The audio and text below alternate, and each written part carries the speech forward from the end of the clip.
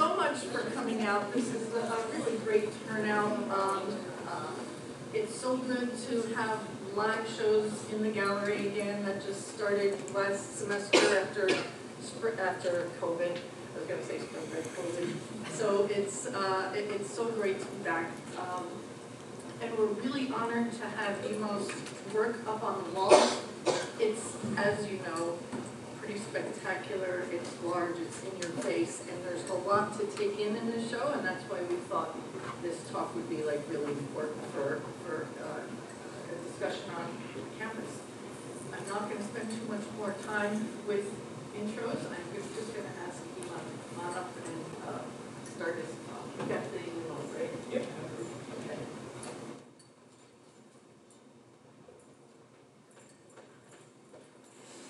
Let's get started. No? Yeah, Okay. go ahead. Hello, everybody. Can you hear me clearly?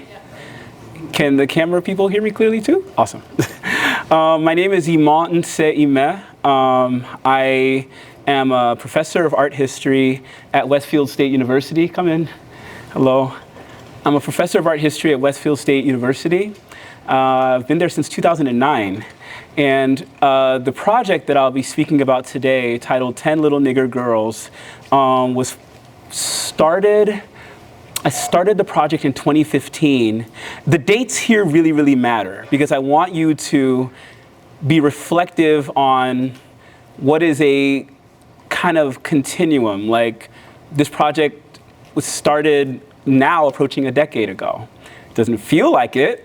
It felt like I just did it. But 2015, I want you to keep in mind what was going on and what hadn't happened yet in 2015. And the project was crystallized as a body of work and debuted as a full body of work at Westfield State University in 2016. And since then, it's gone on to exhibit in a number of different institutions under different assumed names because not every institution welcomes this title. I'm so happy that Greenfield Community College has welcomed the title with its original, has welcomed the project with its original title because this is the way that the project is meant to be viewed, taken in, with all of the nastiness around that title.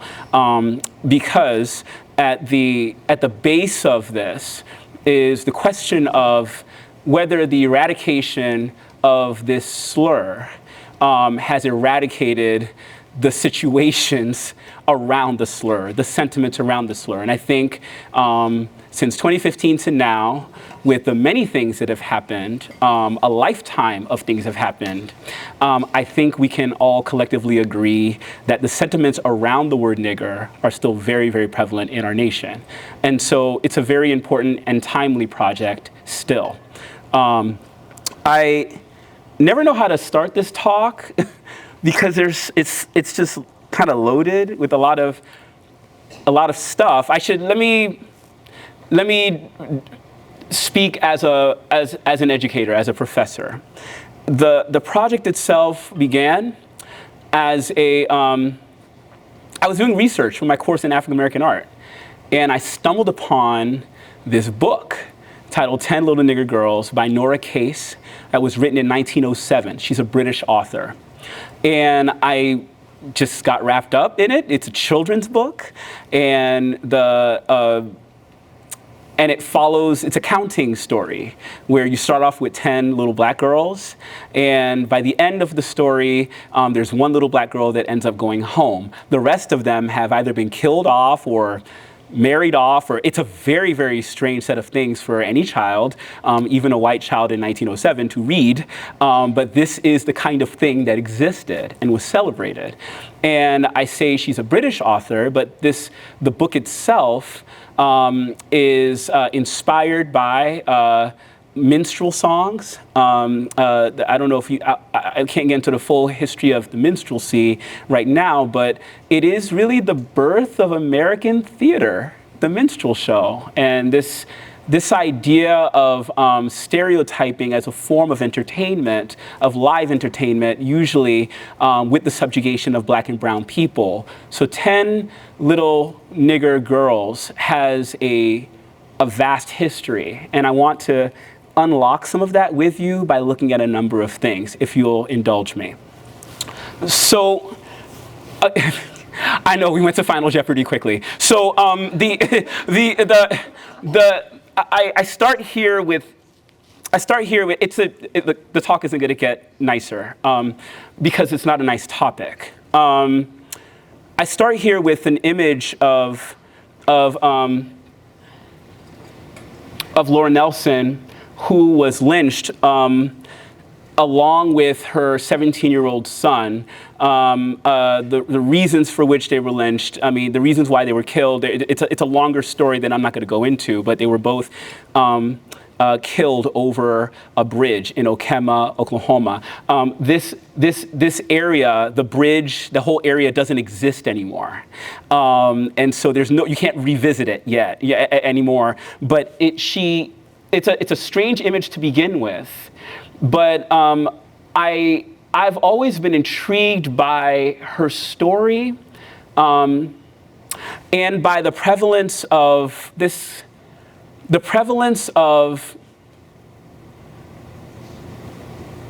ways in which black bodies are kind of dealt with in media in general in the United States, whether postcards, that's what this was, a postcard, or, because you know what you do with a postcard. Those of you who were born in 2004, postcards, what we used to do, there was this thing that we did, right? But there's this way, I mean, what a postcard is for. Hey, I'm having a great time in Tampa. Hope the kids are well, right? And there's a palm tree on the front. This is a postcard that was made out of the dangling body of this beautiful woman, right?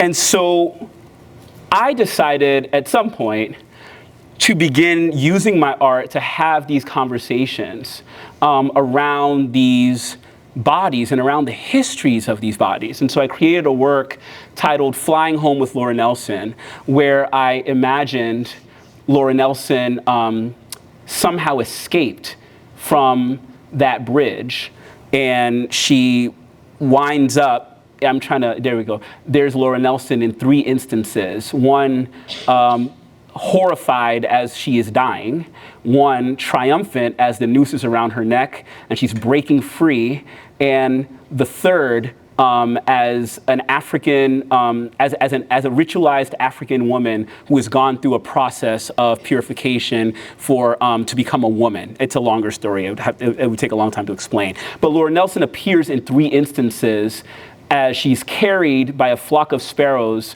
which in American folklore tends to represent the afterlife, or they're kind of intermediaries between living and the dead. So we know Laura Nelson has died, but I tried to reimagine her in a new way.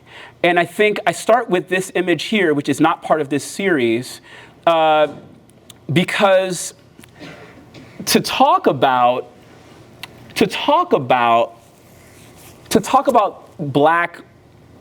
black children, and black children possibly as the most vulnerable kind of black person, I didn't just arrive here. I've sort of been working on it with other pieces of work. By the time I arrive at this body of work, here are things that are going on around the world.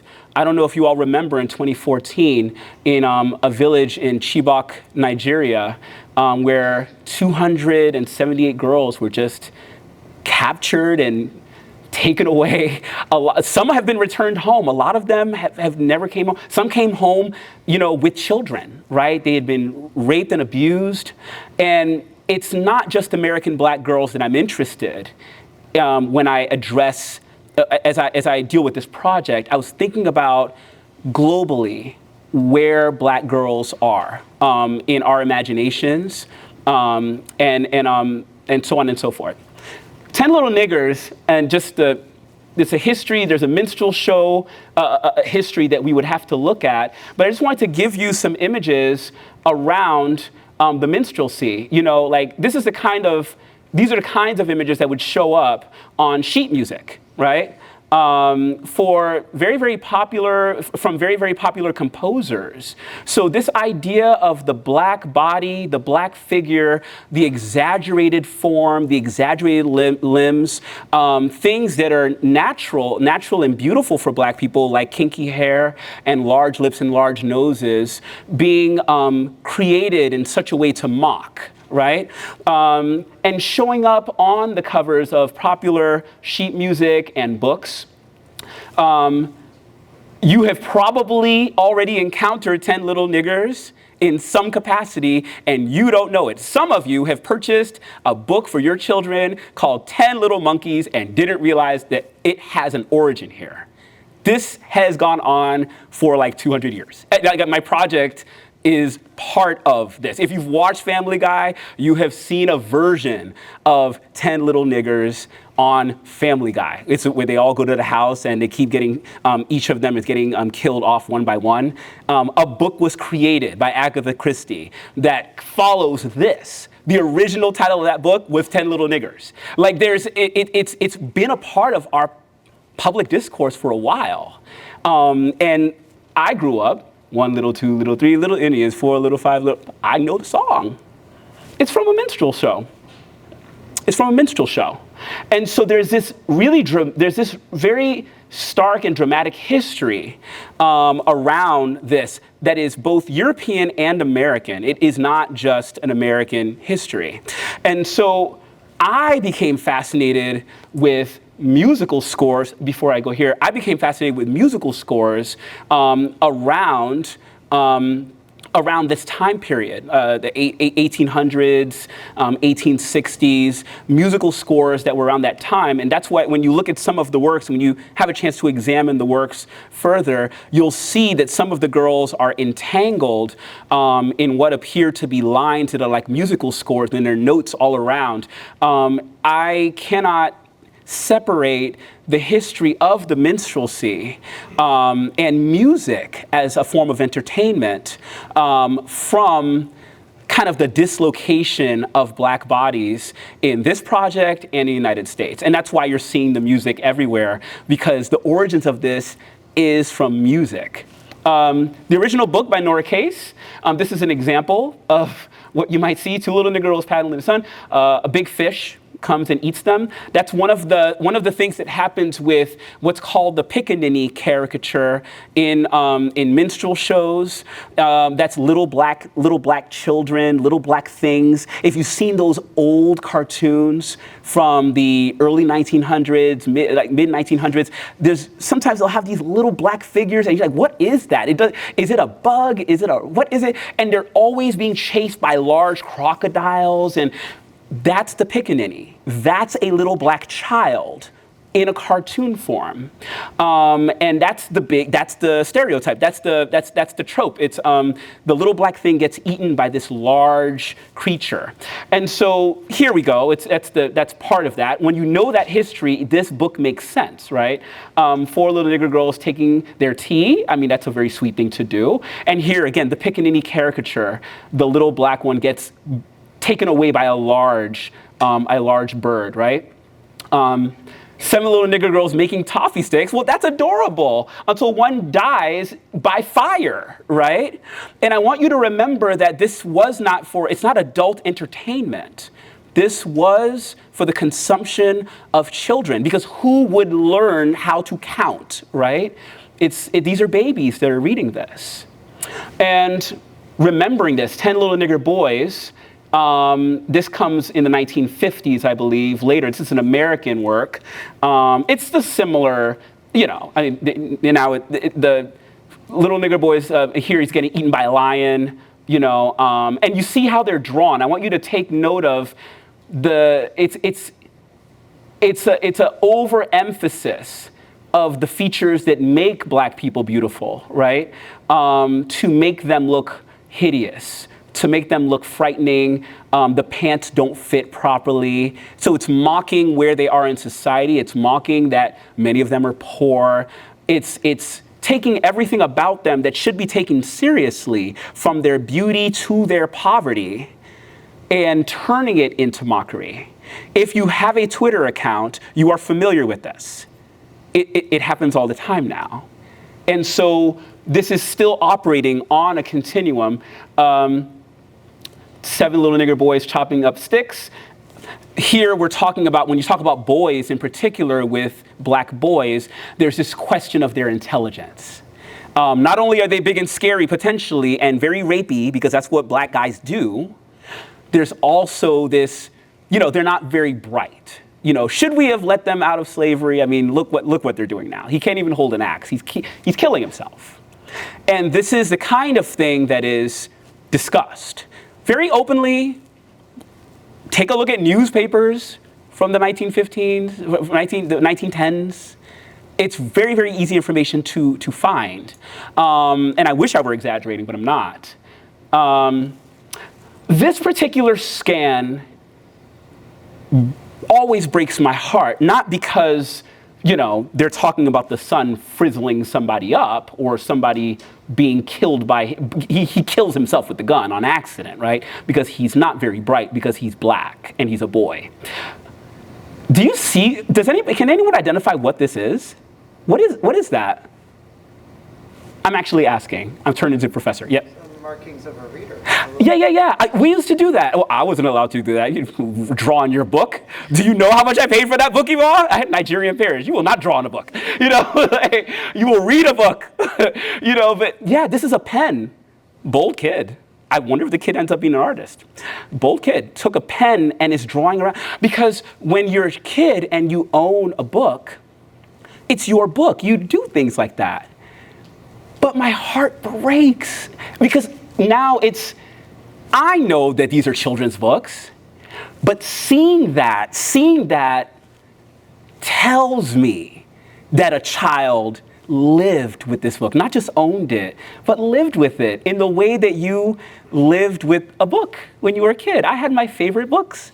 And the pages fell out because I always went to my favorite images and I drew over my favorite images. And this child, in their innocence, is just enjoying the book, but grows up potentially with these biases locked in because of what they were reading. And this is one of the reasons why the project was so important for me.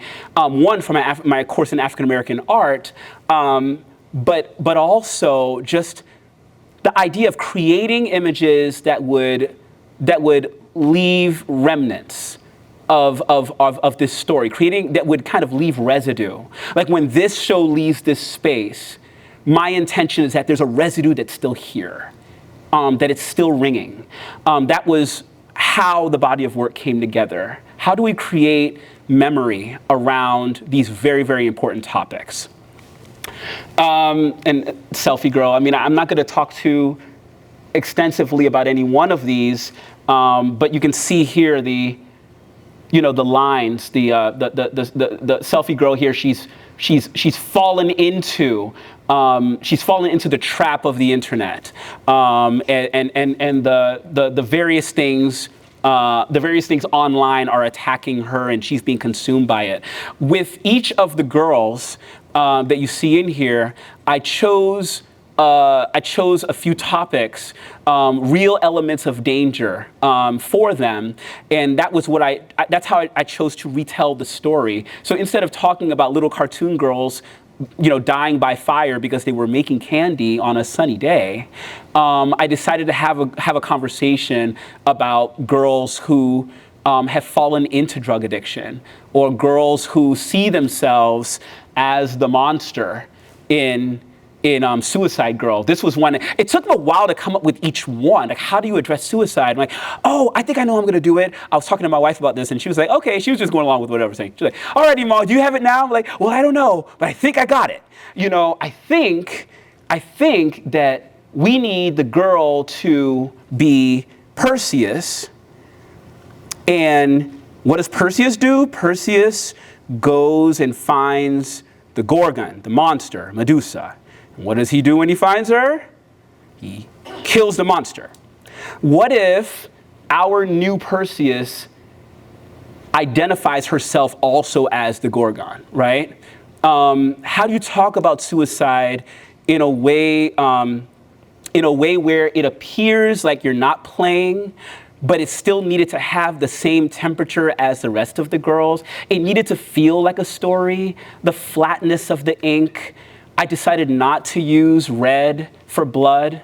I decided that the ink would stand in for all of the wiles of the world coming to attack the girls or to consume them, but the ink would also be the thing that's inside of them, the blood and so on and so forth. And so I'm just kind of explaining how I came about this.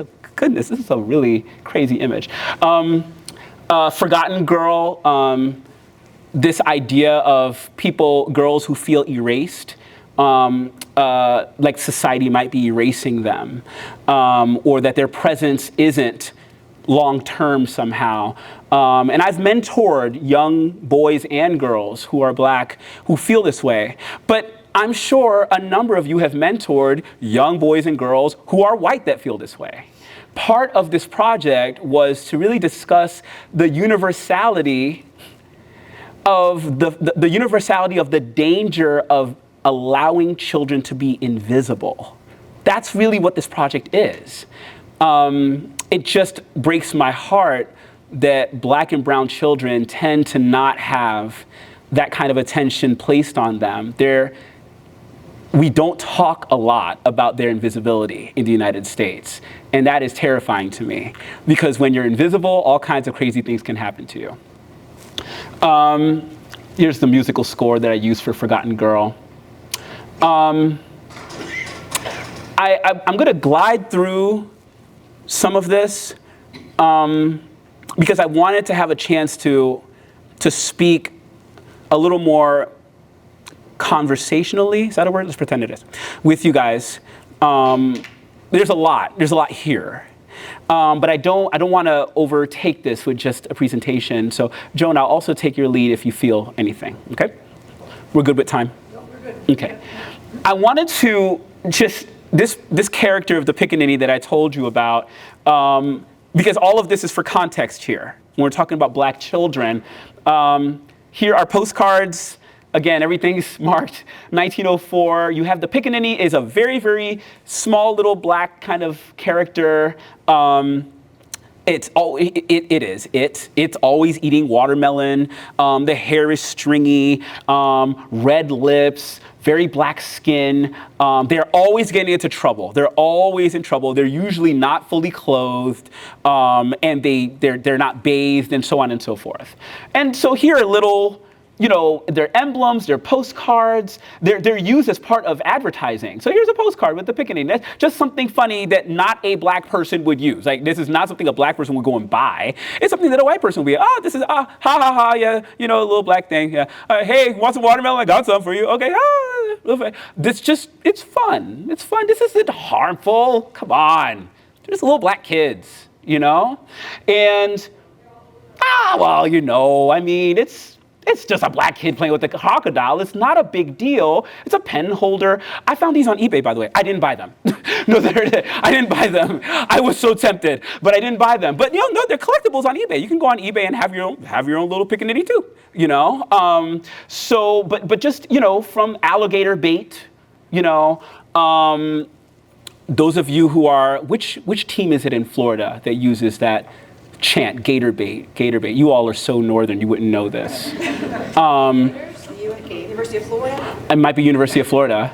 There's an entire book, I think I really mean this, I know the author. She has written about that in particular. It's like, those are y'all, I know we don't want to talk about chants because, the world's gone woke and don't be angry at me, but when you say gator bait, here's what you're talking about. Anyway, so,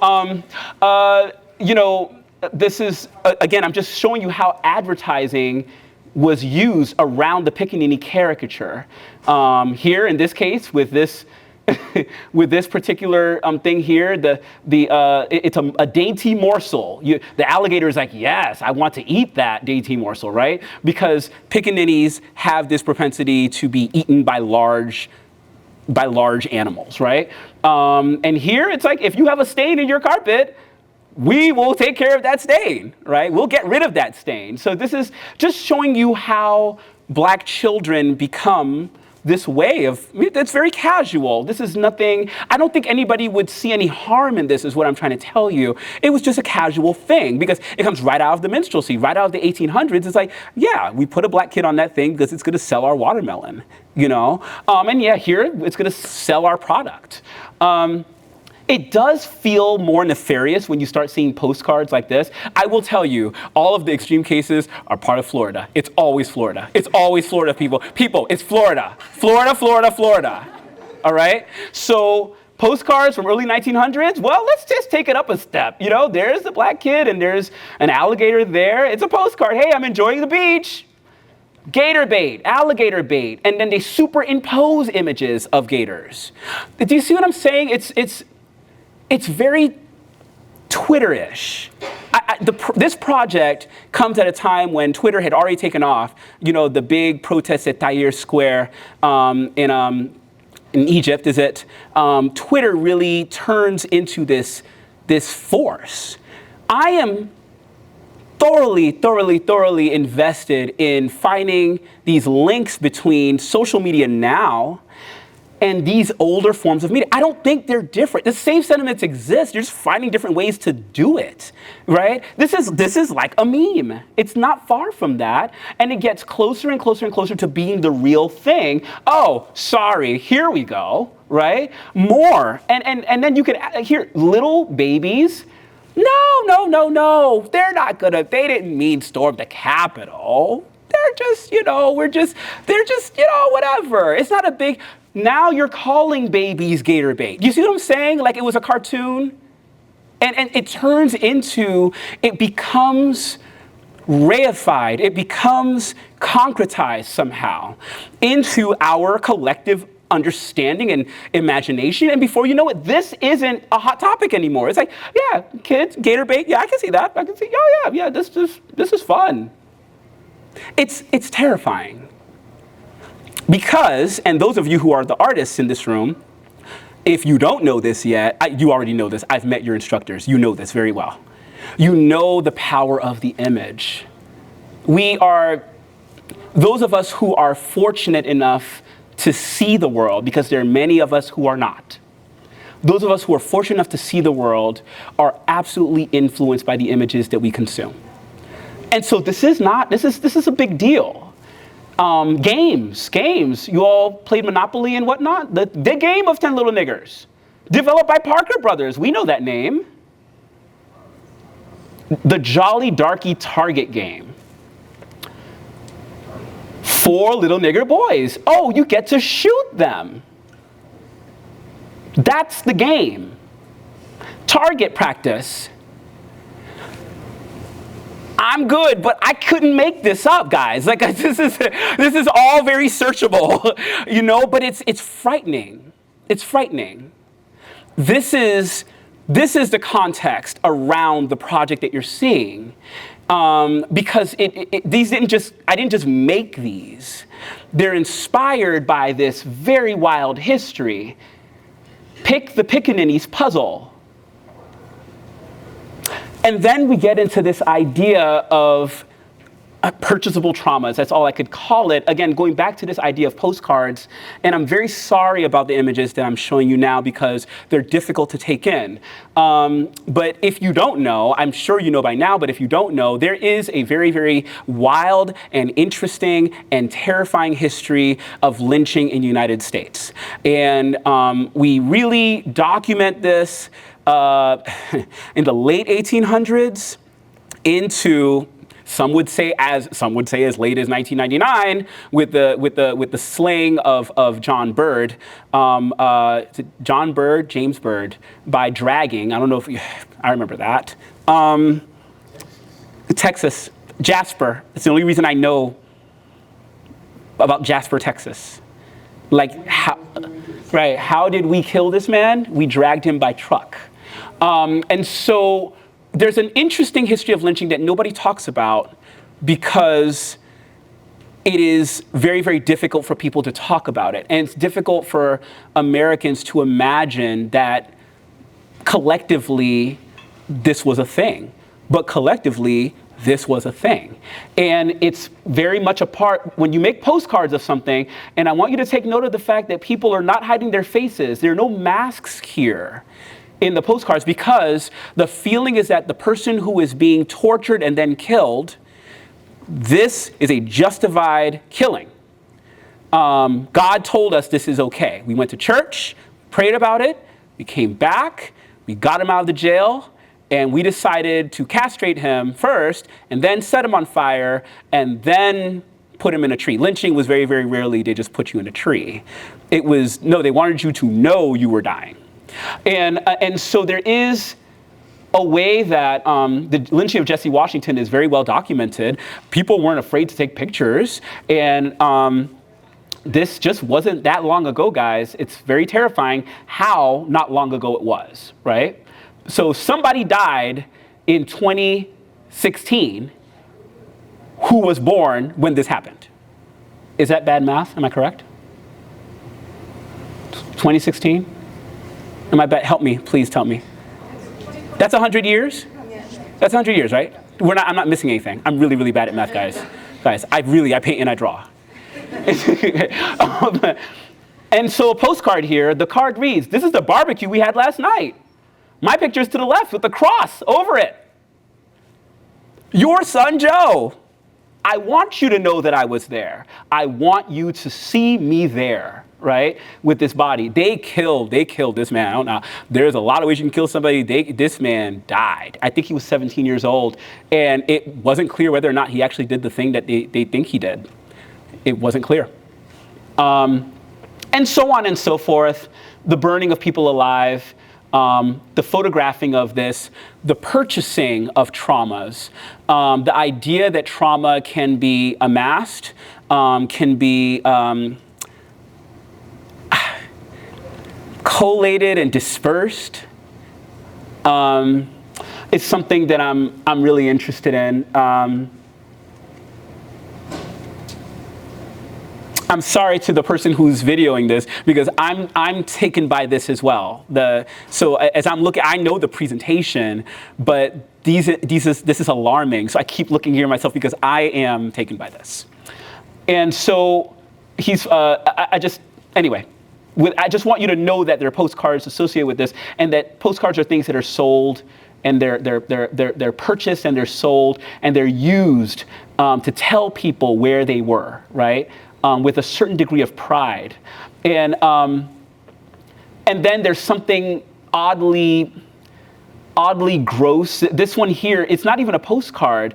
These are 3 cabinet cards. So they're just cards that would have been put away for somebody's keeping, somebody who may have been there. They were made, not a lot of them were made. They were made for the people who were part of this project. And they stashed it away, you know, and they open it up, and look, it's something very strangely pornographic about it, about the torture and slaying of this young man.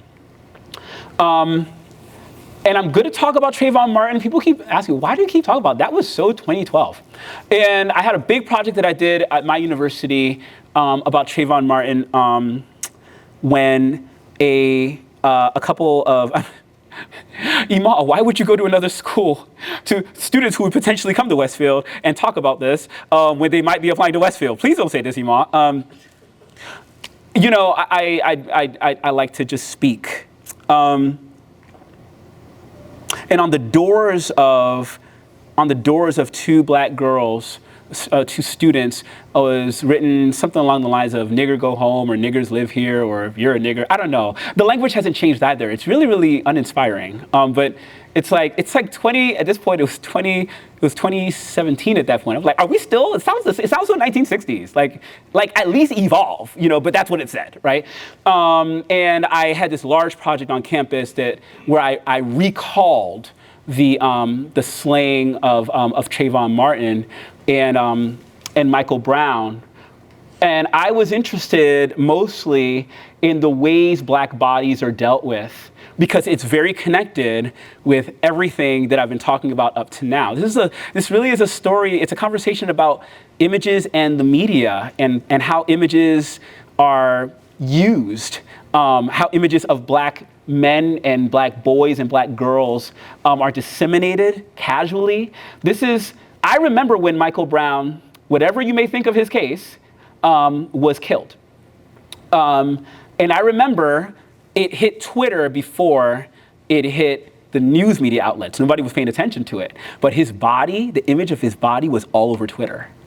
It was just there. And people were like, he has been there now for 3 hours. He hasn't moved yet. Nobody is coming. He's been there for 4 hours now. Like, there are people who were tweeting, like, what is going on here? The body was just there, right?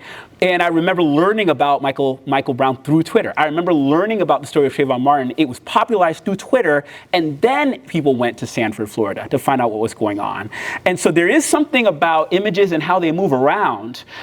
This is the uncensored corpse of Trayvon Martin appearing on MSNBC Live. You know, this is it's evidence that should not have come out. At all. Trayvon's body should never have been seen this way by the public. But once one news org did it, everybody did it. And then people went to town with Trayvon Martin's body. And I remember this. I remember this like it was yesterday. The use. But do you see what I'm saying? That it's not so different from what we saw before, from the postcards. There's this way that collectively, there's a collective public consumption and regurgitation, and there's something about it that it's edifying and it's gross, and it's slowing down to see the car crash, to see if you can see the bodies of the people. Did somebody die? There's this gross attention that we pay, especially to black forms that are disfigured, that are mangled, that are crippled. And then we do it while we're eating our dinner, because it is broadcasted on these channels. And I'm so tired of it. And this presentation, and this is around a project that was from 2016. But you already know everything that's happened since 2016 to understand how exhausting this is, to see this repeatedly. So it's like a trigger warning for me, not trigger warning, but it now is triggering for me, you know, to turn the news on. It's like, I don't want to see any more of this. But this is what happened with Trayvon Martin's body. The internet memes, and people really went to town. Using his body in this way. I won't talk about all this because I don't know how important it is. There was this whole thing with people having fun with the fact that Trayvon was dead. And, you know, there are people with Skittles and taking pictures and replicating what they saw. It's not so far from the superimposed alligators on the black babies. It's very connected is what I'm saying. And to round this out, just the project itself, this project, and I hope that you'll get a chance to study the works a little more after this presentation, if it hasn't depressed you too much. The project itself was really meant to bring attention to some of these histories and to form a language around how we talk about these histories and how they're connected to where we are now. And I don't know if I've been successful at that. I really don't. People are like, well, what's the solution? I'm like, well, I don't know. Care. Like, decide to care. I have tried to use my artwork to the best of my abilities to have these conversations. And it's not enough to, in my mind, to have the skill, right? I walked into that painting studio and I'm seeing these amazing works by amazing artists already. And I'll say this just as an aside, this is full professor coming out. Don't worry about who you feel might be your competition. You work to create a space for yourself in the art world and in the world at large. There is room for you. All of you in that painting studio, there is room for you. You don't have to worry. You may not be a traditional artist in that you go and you are selling $90,000 paintings and, I don't know if that's traditional, but you may work. You may work for a living and paint. That's fine. That's fine. There's nothing wrong with that. I do that, right? But there's room for you, and I bring that up because as an artist, I've found a place where there is a need, and I'm trying to deal with it responsibly as an artist. So I'm speaking to the artists in the room right now. There's absolutely room for you. The world needs you now more than ever. It really does. So be encouraged as you're working on your projects, and don't give up with them, regardless of what anybody tells you.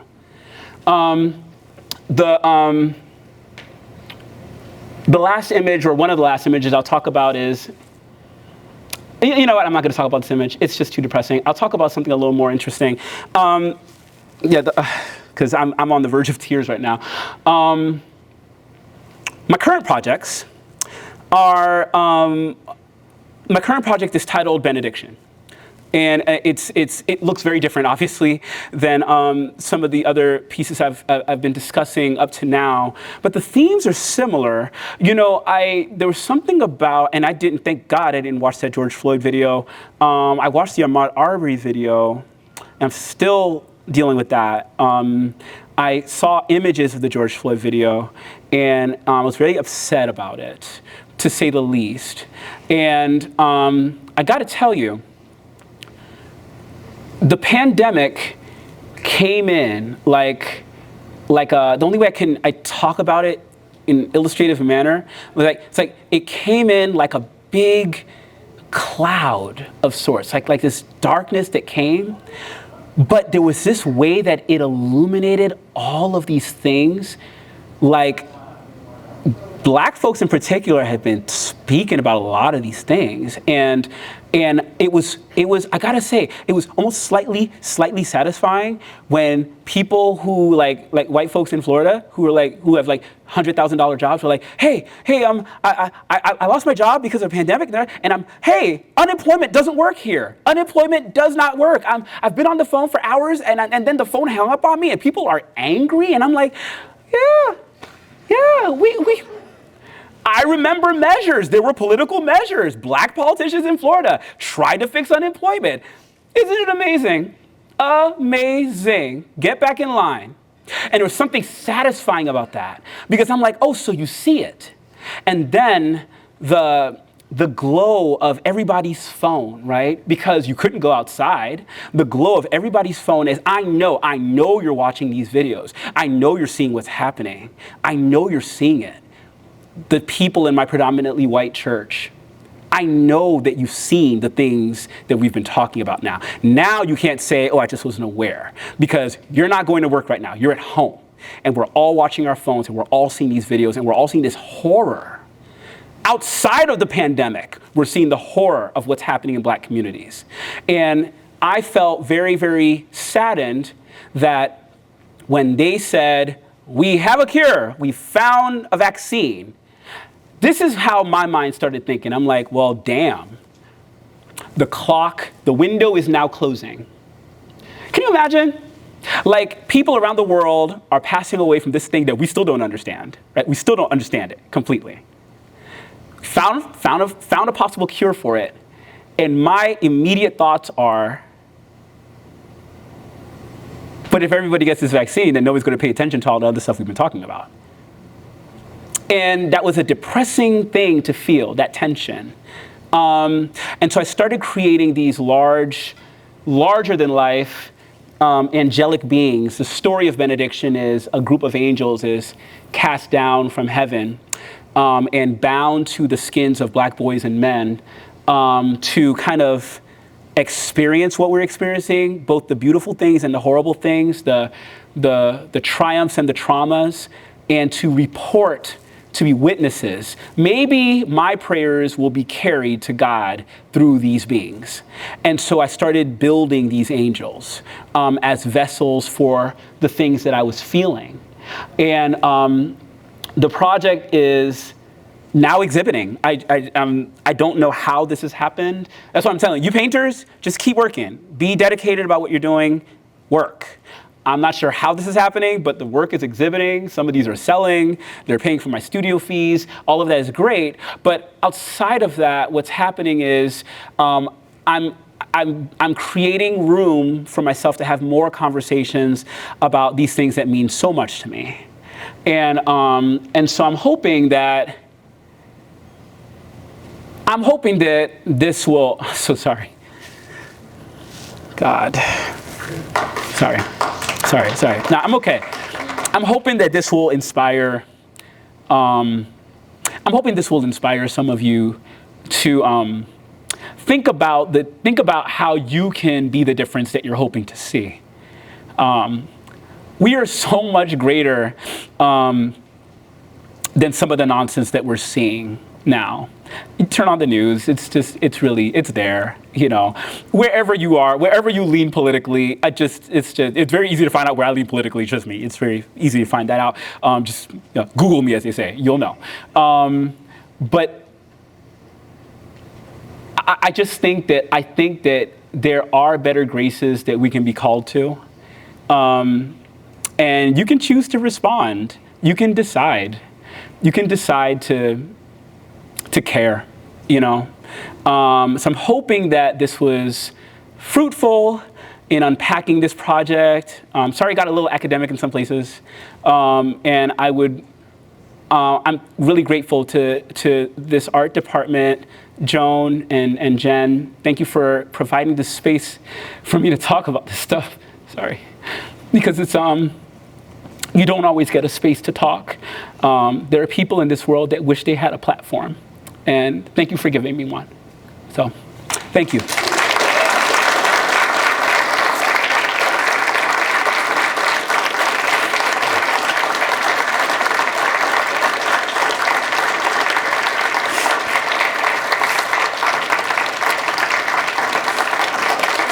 Thank you.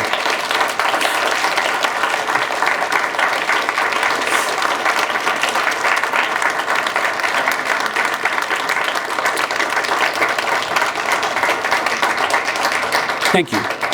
Thank you. I have no problem taking questions if anybody has time, and I know I've spoken long, so, but yes.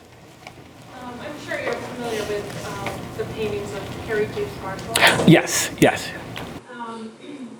So his figures are uncompromised glass figures and having fun, enjoying life. Yeah. And I know it was really important for him to. Thank you. Thank you. Be very aware of how he portrays the black body. Yeah. In terms of your images here in the show and your new paintings or drawings, do you feel that do you see your figures as compromised in some way, or do you see them as strong? And you mentioned something about angelic. Like, how do you view your bodies?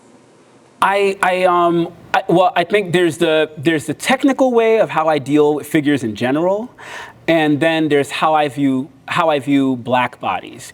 I love drawing. I don't like painting very much. I'm not very good at painting. Real painters, your students, they don't look at my painting. They're like, he ain't a painter. I like to draw. That's what I like to do. And so there's a way that even my painted figures have this translucent, transparent. I care about the lines around the works more than I do about the volume of the bodies, if that makes sense. And I like layering with bodies. So that being said, I see the bodies that I create, and they tend to be black bodies, as an opportunity to tell stories. Like, the bodies themselves are sets of narratives. And when I make a figure that is too complete or bold or full of any one particular color or mass, I feel like it loses its movement. It loses its ability to be transcendental, and to kind of like take up a number of different spaces all at once. And so all of my figures there's this way that they move. Even the painting, there's a way that he's there, but he's not. And then there's certain elements that are left drawn, like, no, I'm not gonna paint that. Like, something here has to be a drawing, here are the lines with the charcoal. And so in that way, I'm not sure of how you're using the word uncompromised, but in that way, I don't feel that my figures are uncompromised. I think that I just view existence a little bit differently. Like, I'm seeing these bodies, these are humans, but these are humans that have spiritual capacities. And yeah. The way you're saying the process of the layering and that space is communicating that feeling of the spirit. Yes, and also a feeling of movement. I don't like the idea of which is why what I'm about to say now is what made the Benediction Project really difficult for me. Like, these are solid, on the ground. I mean, there's drawing in there. I don't normally work this way. I enjoy this looser way of the figure, like that figure appears, but I could draw that figure 5 times on that canvas, and you realize it's one figure, but it's appearing in 5 instances, right? And so I think with drawing, I'm allowed to play that way. I don't know how to play that way with paint, and so that's the reason why you're asking me a question that has more to do with my philosophy about how I paint or draw or how I represent Black bodies, and I took your question into the realm of technique and aesthetics because I think that's what it is for me. I think it's all connected. If that makes any sense. Yes. So, as an abstract artist, one of the things that I've been struggling with is how to bring empathy into my work. And clearly, drawing the figures away, that's not like really happening in my work. And I'm wondering if you can mention any artists that you know that you view as having very empathetic work, but not necessarily representation.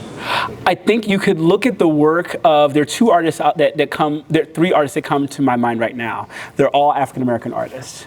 One, his name is Danny Simmons. Danny Simmons is an abstract artist. He's a very proud abstract artist. Like, when I say proud, I mean, he's done representational art, but he is so proud of his abstract artist brothers and sisters. Like, I still have a hard time, and I'm an art historian, I still have a hard time finding the right language to describe what abstract art does for me and for people who view it. That is an area where I'm not strong at yet. I feel like I'm still developing my language around that, if I'm honest. But these artists, Danny Simmons, the other artist I really want you to look up, his name is Carl Hazelwood. I can give this to you afterwards. Carl Hazelwood's work is large or small. He literally alters reality with his works. And I think that he'd be a good artist for you to look at. And then there's Kimberly Becote, who she looks specifically at social justice issues, and she interprets them as abstract, layered, multimedia works. What I'll say to you is, I was just having this conversation yesterday with one of my art advisors, and I told him, I've been forgetting something. I've been forgetting something that I just remembered. I just remembered it yesterday. And I think maybe I remembered it for me, and maybe I remembered it for you. That I think we don't talk about the question of faith anymore when we work. I think that what we do can become so academic. I think you have to have faith. I think you have to have faith in the thing that's causing you to work, that what you're trying to express in terms of the emotion and the feeling of empathy, I think it will come through. Does that mean that it can't be critiqued? Does that mean it can't be, discussed or refined? Of Of course not. But I do think going into whatever project you're developing and saying, this is the spirit I'm going for, I think you will make the right mechanical, technical decisions along with the material decisions. But I think there's also an element of you've just got to believe that this is going to be what it needs to be. I think we get, with all our degrees and everything, all the studying that we do, I think we lose sight of that simple, some would call it a spiritual element. Archie Rand is an artist, and he was my professor when I was at Columbia, and they kept trying to get me to be an art major, and I'm like, I'm very, very Nigerian, so like my parents are like, you're going to study art? I'm like, all right, let me at least come out of here knowing how to write. So I did art history. I'm like, so my mom at least could go like, oh, my son is a doctor, doctor of what? Art. You can see the disappointment, like, oh, he does art, good for him, so anyway, Archie Rand, I love him, and Archie Rand had us do a bunch of projects, and one of the things he told me, and I still tell my students now, is he's like, when a kid goes to school and draws the sun on a sheet of paper, colors it yellow, and all that, and brings it home and gives it to their parents, and the mom puts it on the refrigerator, that kid believes that he or she has captured the sun. So the sun is now on the refrigerator. It's not a drawing of the sun. There's something, is that semiosis? Is that what the word is? Anyway, there's some philosophical thing that makes that make sense, right? That somebody has talked about who's much smarter than I am, that's talked about that. I think we have to go into our projects that way. We have to behave as children when we work, because they're not just doing whatever. When I was playing with Play-Doh, this was serious. I was making an airplane, and nobody could tell me different. I think that is the missing element for some of us, and I would encourage you to slow down and allow that to kind of take over your heart. Yeah. Mm-hmm. Oh, yes. Doctor, thank you so much. With the growing number of biracial couples out there, especially biracial with one of them being black, your presentation, you might not realize it, it does things to people, to a group of, in this room where it's majority not black. Thank you. So my question for you is, what advice would you give to white parents of black children? About what? About, just in general, exposing them to this type of history.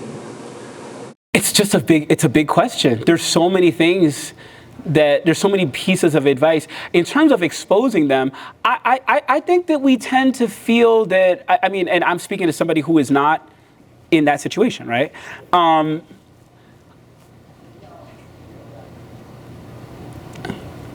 think we coddle our kids too much.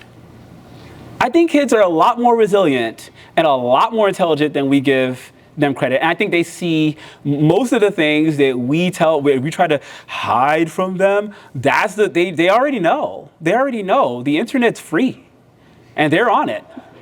And so having honest conversations, asking and leaving room for questions, and leaving room for disagreement. I think that it's not just for parents of, biracial couples or parents, white parents who have black children, leaving room for real conversation. But that's for all of us. One of the things that when I was working on my PhD, God, that was an awful process. No, go get your PhDs. It's wonderful. It's wonderful. What am I saying? Sorry, I just had a memory. just awful. Nobody can understand Derrida. I tried. But when I was working on my doctorate, I went in trying to answer all of these questions. And my writing got so much stronger, and the project became so much more interesting when I could write down, I went and I tried to answer this question. Couldn't find the answer. Here's what I found. Here are the 5 questions I now have that I still haven't answered. And that was part of the writing. It's okay to not have the answer. And I think that, you know, we get so wrapped up sometimes in this idea of getting the last word, or boom, I just made a good point, and God, how awful. Like the idea of inquiry as a question that sits in the air and sits there for a whole semester, for a whole year. My students are so frustrated. What do you want us to know for the exam, Dr. Ema? I'm like, it's hard to say. I don't know. But isn't that the fun part? And that's not fun for my students, but it's just, but you know what I mean? So I think that's my answer. It's like leaving room for inquiry, but nothing that you show them with some of the video games that I have encountered, nothing that you show them is going to cripple them. It's going to inform them. And getting kids into the habit of reading for fun now, reading for fun, and holding objects that have things that you can read. I think that will be useful. I think there's something to be said about that child that was playing in a book, a very, very bad book. But I think there's something to be said about the tangible. I think about how annoying Zoom became after about 6 months. We all thought we were ready to live in this digital world, right? We're ready to do it, I've seen The Matrix and all these other movies, right? Matrix is so old. There are better examples. But anyway, we all thought we were ready. And then 1 year of Zoom and we're like, oh my God, I can't do Zoom anymore, right? We use it for things now, but I don't think we're as ready to disconnect from reality. And I don't think the book is going away. I think that things that have printed text, I think that kids need to, out of habit, begin to do that again, to engage them.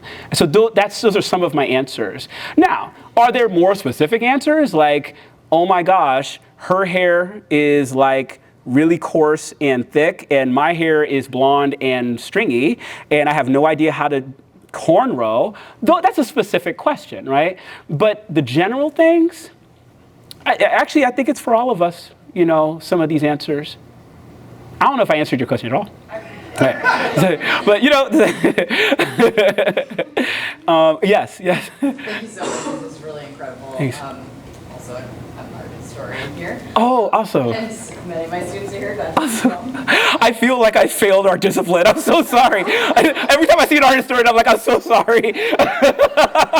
I'm so sorry. I love teaching artists. Okay, good. I love teaching art because I have so many artists. So my question for you is, when you are doing your art, what do you do with your art history? Also, getting a PhD, very difficult. You are trolling me now. You actually asked this question to make me feel bad. Okay, guys. Here's what we're supposed to do. Art historians are supposed to be publishing a couple articles every year. We're supposed to be, God.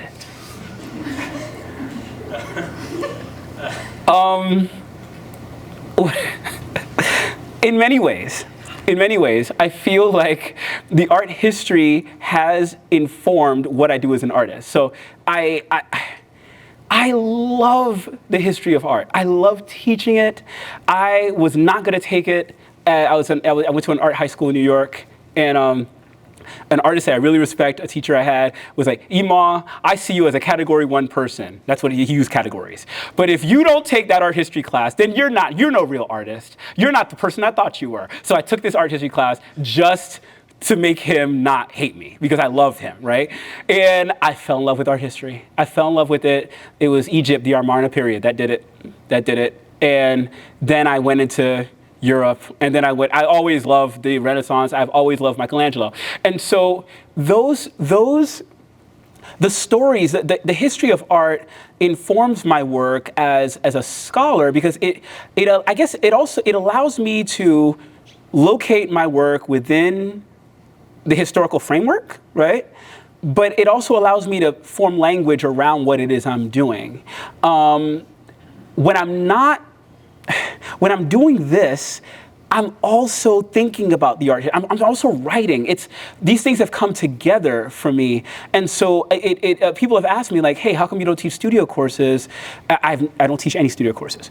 And And I'm like, I don't know if that would work. I think that the tension is what does it for me. So I can now say, I am an artist. I can now say that. I'm now at an age where I can say, okay, I think I'm an artist.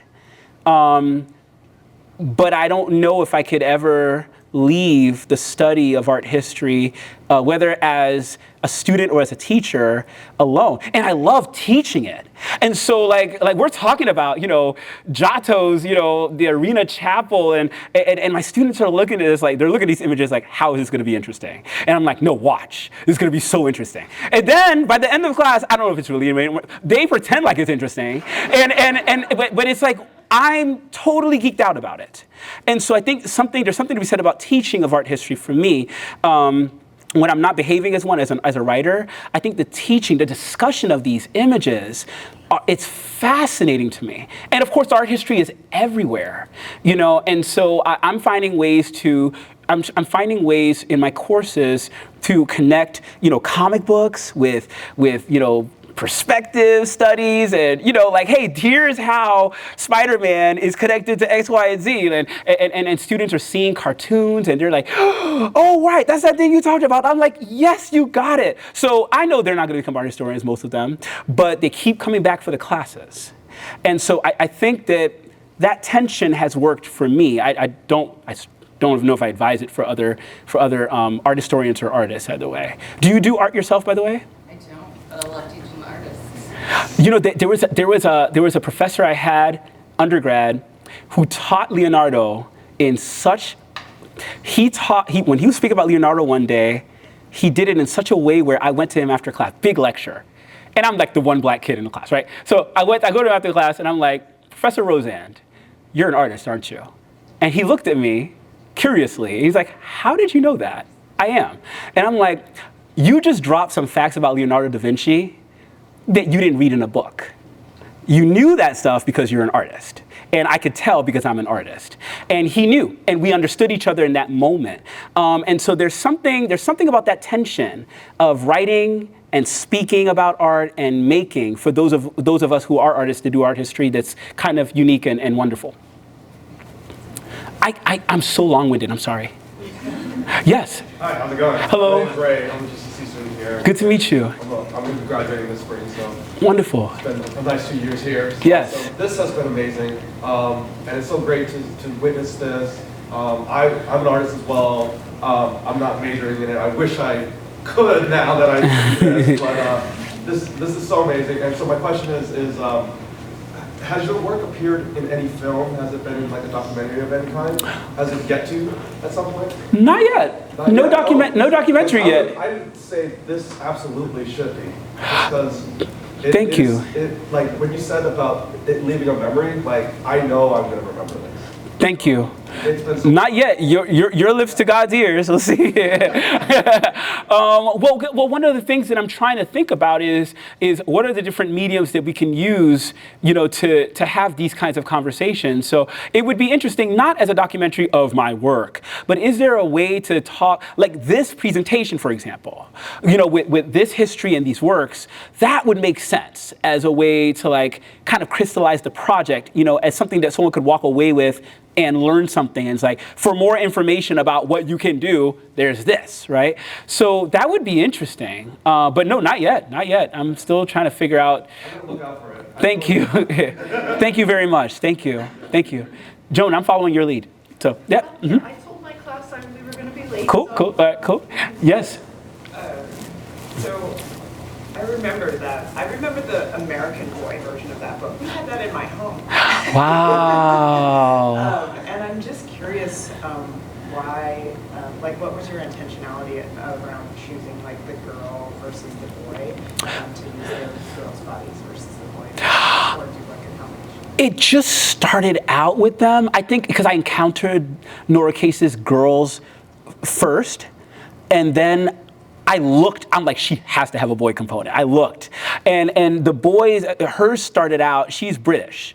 And I think the boys one was adopted by American artists. They're like, well, you know, so I think it's just that I encountered hers first, and then I discovered that there were other ones. So I was going to expand the project to include boys as well, and then I just got tired of killing little kids. I just got tired of it. I was like, we got 10, and I think we're good. I think we're good. So but that's the answer to your question. That's crazy. Like I speak to a number of students when I teach African American art. When my students realize that I'm not out to get them. It takes them about 2 weeks to realize that I am actually the professor and not like some random guy off the street. And then when they realize I'm not out to get them, they get comfortable with speaking. They're like, my mom and my dad, we grew up with these salt shakers, and they had these black people. Is that connected to this? And I'm like, well, let's open up. Here are images. Here, that's the Mammy caricature. That's this caricature. It's like, let's just talk, because it's part of us. It is part of us, right? And there's no reason to be ashamed of it. It's like, let's talk about this. It's actually fascinating. It's actually fascinating. Thank you for sharing. Yes. On that same topic, my black grandmother who lives in Tennessee has a series of collections of images. Wow. And pictures and all of that. There's figurines, but in the house, you might see, a black figure with a watermelon and berry. Mm-hmm. But it's right next to a first edition print of the Buffalo Soldiers going up the San Juan Hill. Wow. Right? She has she's like a little house museum. Yeah, there's nowhere comfortable to sit. Go to the standing room, but no. But yeah, but I think my thought on that is when we think about where these places are, where they are, it's so ingrained, especially maybe in Southern culture. If you go into like secondhand shops, you see all these things still for sale. Yeah. It's a whole market still. So I don't know. There's more than one side to it. I think my whole point is, around that iconography. Yeah. Been claimed. The way it's been claimed. Like finish your thought. Like, are you when you finish your thought with the way it's been claimed? If there's or say it another way so I can better understand. Are you saying there's a way that these objects can be,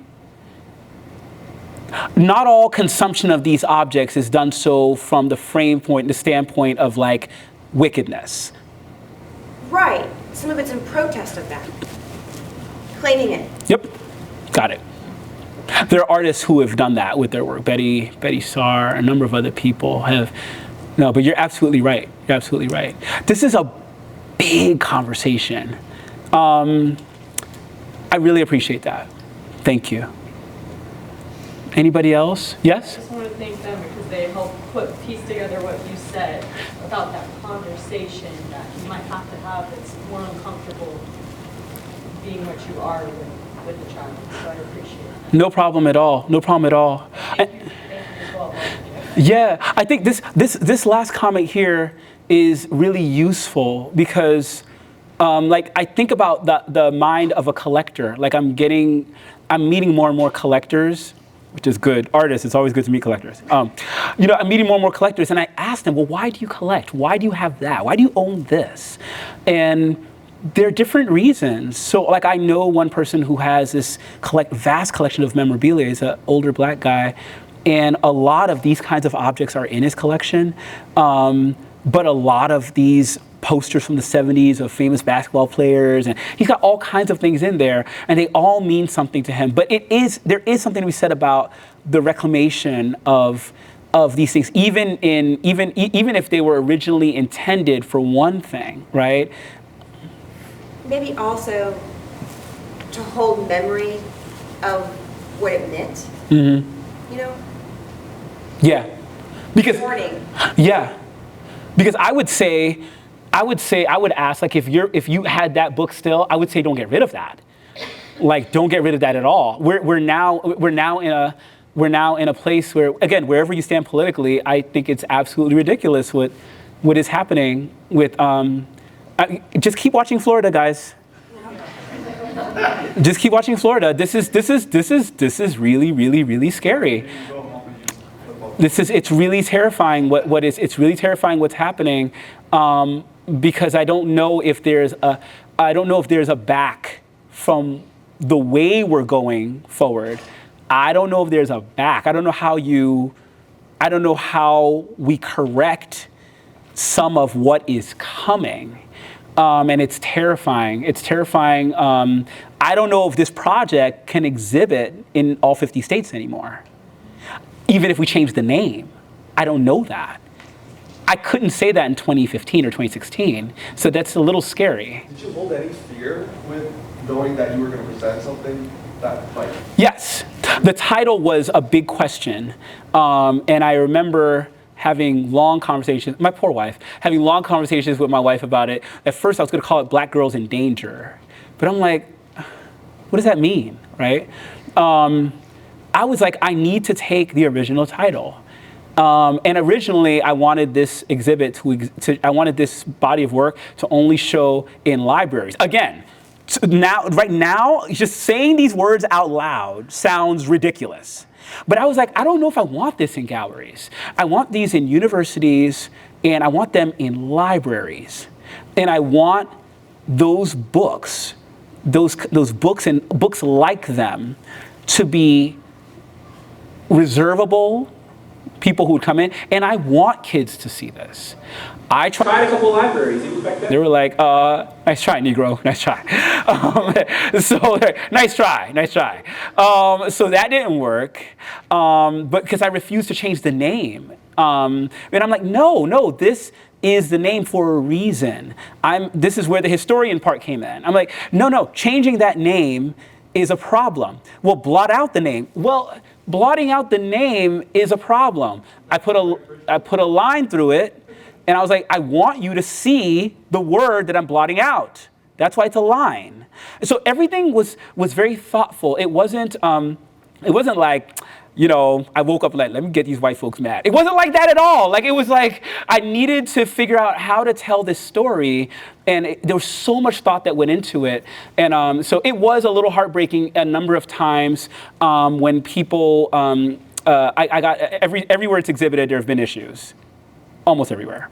And hey, you're casually tossing these words around. I got this from one institution. You're just tossing these words around and just, and I'm like, tossing them around? Like, I've been called this word. I've been, I've lived this, and so here's a Black man who has done work at Ivy League schools in Black studies. I'm tossing these words around? It's a very strange thing, And so this is where you have to respond via email. Well, as a doctor of da-da-da, you have to remind them. And I'm like, why am I reminding you? Why am I saying anything? And so just about every institution, there's been some issue, and we have to change the title here and there. That's why I think GCC has, this is a bold move. Very, very bold to do this. And I'm encouraged by that. Given Florida. Yes? So I'm going to date myself. I remember moving in 1969 into Crete, Nebraska. Wow. Coming out of a white high school in New Jersey. And my first two roommates were Black, Afro-Americans. One's father was the head of the Black Panthers. Wow. In Denver. I've been listening to this for 50 years, or 60 years, right? I would highly encourage you to do what this gentleman suggested.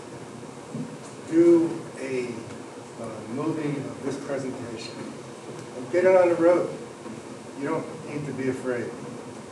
You got to get it on the road, and you got to educate the people who are open to listening. Because not everybody's going to be open. Right. But it's so powerful, and you've done such an amazing job. Your artwork is absolutely incredible. Your presentation is so to the heart, and I would really encourage you to get it on the road. Thank you. Thank you. Thank you. Thank you.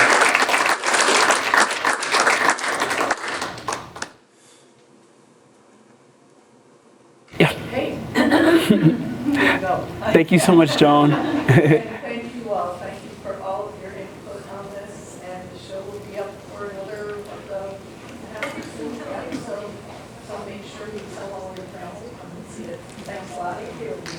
you all. Thank you.